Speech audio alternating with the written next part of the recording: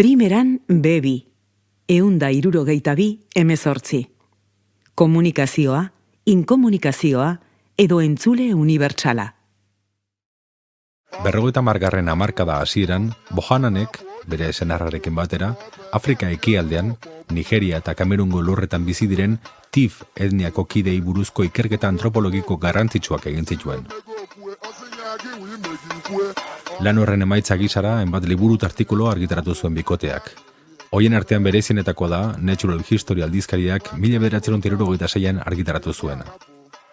Bertan, Bohananek iaia apustu gisara hasitako esperimentu txiki bat kontatzen du.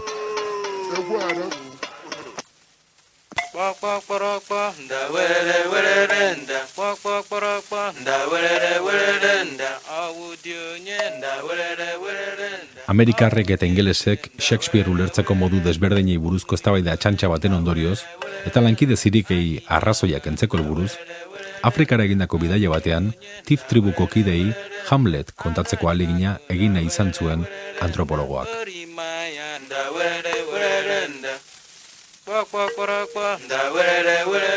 Ariketa horren bidez, bi gauza adierazi nahi izan zituen Bohananek. Gizakiak mundu osoan agitantzekoak garela, eta Hamlet bezalako lanek balio unibertsalak gordetzen dituztela.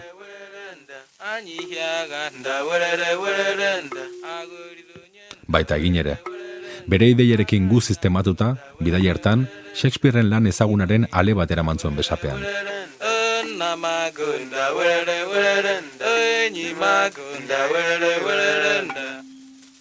Egunak eman zituen tribuan bizitzen.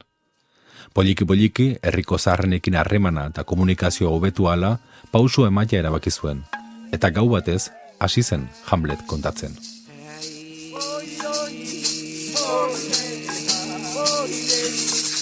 Nekez iritsi zen amaierara. Tiv zaharrek istorioa ulertu bai, baino zeharo desberdin interpretatu zuten.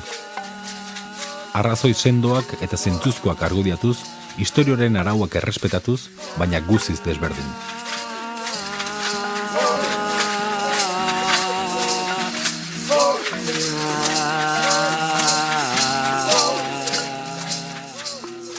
Bukaeran, haietako batek errantzion antropologoari.